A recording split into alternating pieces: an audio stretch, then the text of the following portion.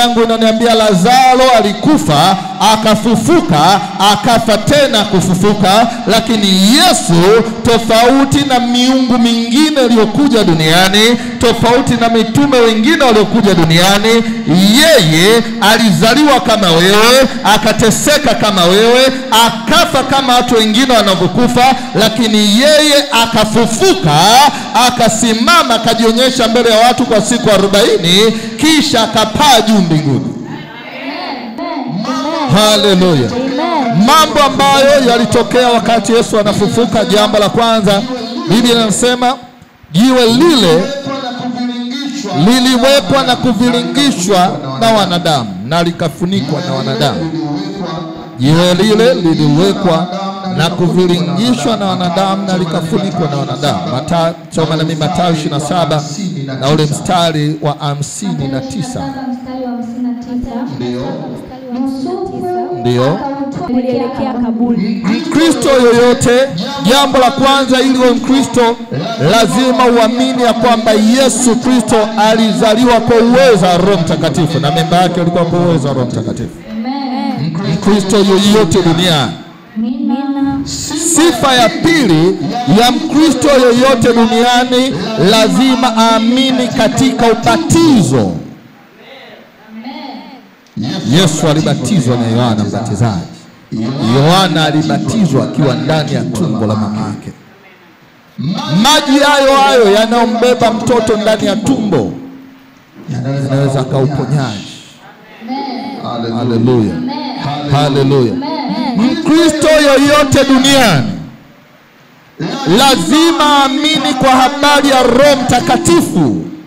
Alisema ninaenda kwa Baba, lakini nitawaachia msaidizi, naye ni Roho Mtakatifu. Anawaambia mitume, msitoke Yerusalemu mpaka mtakapopokea nguvu ya Roho Mtakatifu, kisha mkahubiri Samaria, Judea, Yerusalemu hata mwisho wa dunia. Mkristo yeyote duniani lazima amini kwa habari ya mateso ya Yesu Kristo. Lazima amini kwa habari ya msalaba wa Yesu Kristo. Anaongea Mtume Paulo, anasema kwa wao wasioamini ni upuuzi, lakini kwetu sisi tunaoamini ni ukombozi. Lazima uamini katika msalaba wa Kristo. Ndio maana tunaweka misalaba nje ya kanisa, ndani ya kanisa, kwa sababu yeye alisulubiwa.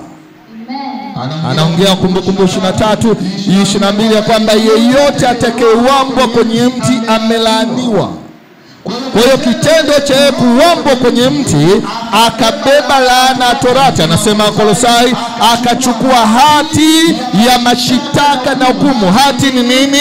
Hati inasema wazazi wako wakitenda dhambi lazima ulaaniwe. Ile hati akaichukua akaiweka pale ukutani. Hati inasemaje? Inasema ugonjwa wa kansa na ukimwi unaua, akaichukua akaiweka pale. Hati inasemaje? Inasema ukitoka familia kimasikini lazima umasikini, akachukua akaiweka, akaigongomelea pamoja na yeye msalabani. Oh Jesus. Amen. Hallelujah. Amen. Msalaba ni nguvu ya Wakristo duniani. Amina. Kwa sababu mashitaka na hukumu ziliwekwa pale msalabani. Wakristo wote duniani wanaamini ya kwamba Yesu alishiriki meza ya Bwana, na meza ya Bwana ni agano jipya. Anasema leo ninashiriki mzabibu, lakini nyinyi mtashiriki mzao mzabibu, mtashiriki damu yangu. Huu ni mkate ni wapao, huu ni mwili wangu mnikumbuke, na hii ni damu yangu mnikumbuke, ya kwamba ninaweka agano jipya. Wakristo wote wanaamini meza ya Bwana. Amina. Wakristo wote duniani wanaamini ya kwamba Yesu alikufa, akafufuka siku ya tatu, akakaa duniani siku 40 baada ya ufufuo, kisha akapaa juu mbinguni. Amen. Wakristo wote duniani wanaamini ya kwamba baada ya siku ile ilipofika siku ya 50 ya Yesu kufufuka, wale wa mitume wakapokea ujazo wa Roho Mtakatifu, wakaenda duniani wakanena kwa lugha mpya, wakaenda duniani kushoto na kulia kuhubiri injili ya Mungu. Baada ya hapo kuna kitu kinaitwa mapokeo, doctrine. Kristo yoyote doctrine. Kristo yote sijui malaiki, usiweke rangi nywele, usijilende. Kristo yote baba. Yesu hakusema popote. Yanaitwa mapokeo au matengenezo wanadamu wamejitengenezea ili kuwasababisha wanadamu wawe na hofu na heshima. Mwanadamu usipomwekea utaratibu, halo, nje ya hayo niliyokueleza, mengine yote ni utaratibu wa mwanadamu, haukuwekwa na Mungu. Kwa tunapoongelea ufufuo, tunapoongelea msalaba, tunaongelea nguzo ya imani ya Kristo. Amen. Ushindi wa Kristo uko hapo. Bwana Yesu asifiwe. Bwana Yesu asifiwe. Biblia inasema katika Mathayo kitabu kile cha 27, Mathayo 27, anasema Yesu baada ya kufa, Biblia inasema alisema Yusufu wa Mataya alienda kuomba mwili wa Yesu. Alipouomba mwili wa Yesu, akaweka vizuri kwa tajiri, akaweka kaburini, akauzungusha jiwe. Bwana Yesu asifiwe. Bwana Yesu asifiwe. Ukiendelea mbele, Biblia inasema wakamwekea muhuri. Msoma na mimi hapo kitabu kile cha Mathayo 27 mstari wa 57. Hata ilipokuwa jioni akafika. Mathayo 62.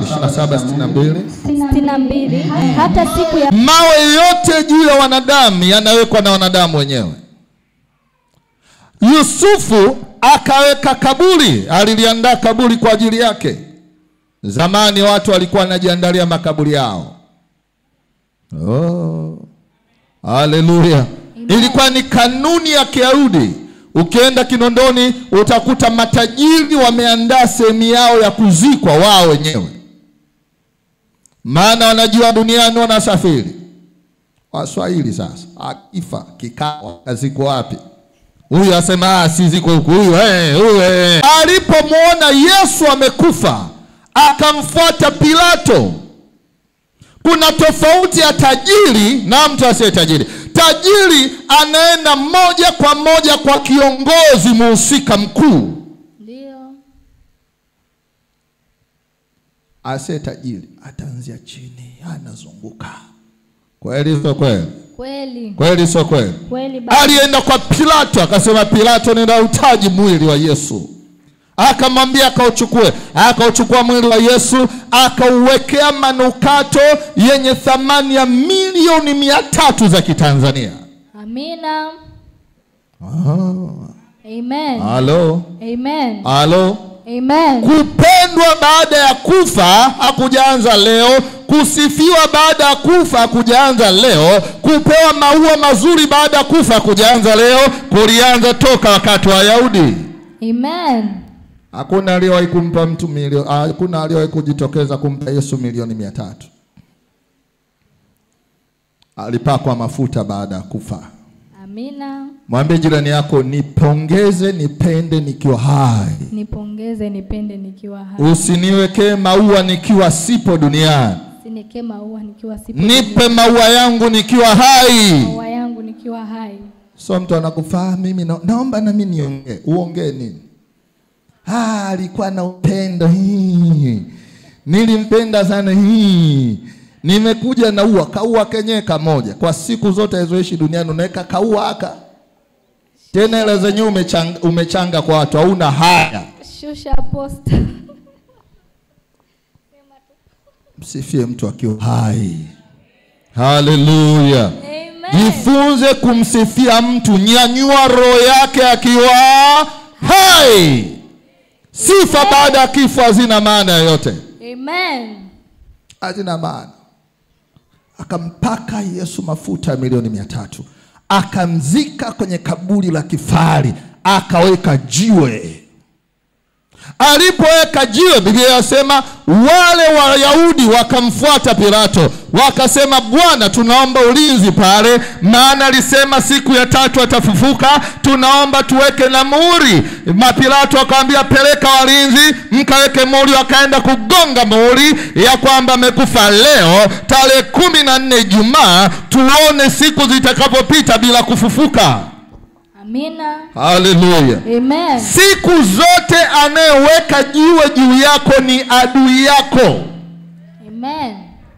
Jiwe linapowekwa ndipo shetani anapomalizia kuweka muhuri wake. Unapomsema mtu mfani mbaya, yule muhuri unaenda kugongelewa na shetani. Unapomchukia mtu fulani, shetani anaenda kuweka muhuri hapo. Unapojichukia, shetani anaweka muhuri hapo. Mwambie jirani yako, usijichukie. Wala usimchukie yeyote. Wala usimchukie. Haleluya. Amen. Haleluya. Amen. Haleluya. Amen. Haleluya. Amen. Wakaweka muhuri. Yusufu akaweka jiwe. Haleluya. Amen. Jambo la pili, walikuwa na nia. Walikuwa na nia lakini waliliogopa jiwe. Mathayo 28 na ule mstari wa kwanza. Mathayo 28 mstari wa kwanza. Hata Sabato ilipokwisha ikapambazuka siku ya kwanza ya juma, Mariam. Siku ya pili ya juma. Siku ya pili ya juma maana yake Jumapili. Amen. Malaika Mariam Magdalena na Salome wakaenda kaburini. Lakini kabla kwenda walikuwa na vitu vyote. Lakini wanajiuliza, tutaendaje kulizungusha lile jiwe? Tutaendaje lile jiwe tulisogeze? Kila kitu unacho. Walikuwa na manukato ili wakopake ule mwili, wakapulizie pale pasinuke, maana amekuwa ameoza. Wakasema, tutaendaje?